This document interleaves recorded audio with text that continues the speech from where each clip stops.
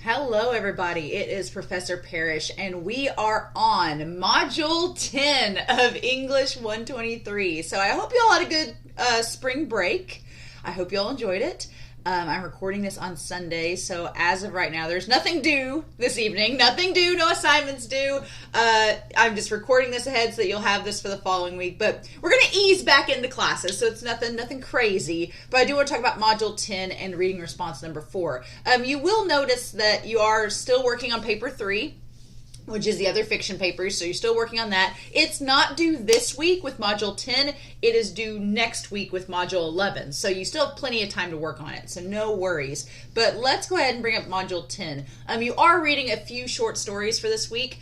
In our Best American Fiction short story book, which is the Blue Book, we have Alive by Sharon Salwitz. It's on pages 268 through 280. And then you get to choose another story from the text. So you only have to read one specific story, which is Alive. And then I'd like you to pick a story that you've not read yet out of the textbook. So whatever you chose to do for the other reading responses that involved short story, just choose a story that you've not read so far. And it can be any from the index that you want. So you got a little free reign on this one, right? And so then you're going to be doing the reading response number 4, which I will bring up here. So reading response number 4, let me go ahead and click on that and we'll pull it up. So reading response number 4, you are reading the story Alive by Sharon Salwitz, and then you're choosing another story you haven't read yet. So after you've read both of these stories, you are going to answer the questions below. Your response, again, everybody's done really well in the reading responses, by the way. I've been really impressed with them.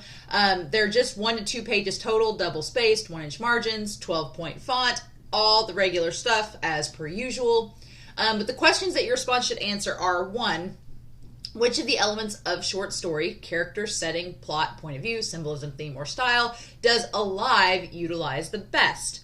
Which does it utilize the most least effectively? So any story, no story is perfect. Ideally, a good short story will have all of these elements incorporated into them, but not every story is going to incorporate them equally or as well. There's no such thing as a perfect story. We may think that it's pretty perfect and a masterpiece, but that's our subjective opinion, right? So what element of short story that I've listed here does Alive utilize the best in your opinion? And it could be, there's several options here, so I'm curious to see which one you pick and how you explain it. And then which do you think it's least effectively utilizing? So I'm curious to know. I'm curious to see how the class views this story and which elements they think is the best and most least effective. That should be interesting to see if everybody thinks the same or if people have different opinions. And then for the other short story, you're going to do exactly the same. Explain the most and least effective elements used in the text and why you believe that. So it can kind of be, you can pick a story that you feel is very similar to Alive. You can pick a story that is very different, although you won't exactly know until you start reading it. But I'm curious to know if the story that you pick, if it's paralleled with Alive or if it is different. And then my third question is a pretty simple opinion question. Why did you pick your choice of short story to go with Alive? Does it complement or contrast Alive? So usually most students are like, oh, I picked it because of the title. And that's fine. You can say that. You can say that it seemed interesting because of X, Y, and Z, whatever. I just want to know why you picked it, and does it complement or go along with Alive, or does it contrast it and is it different? So those are the main things. And then obviously you'll turn your response in.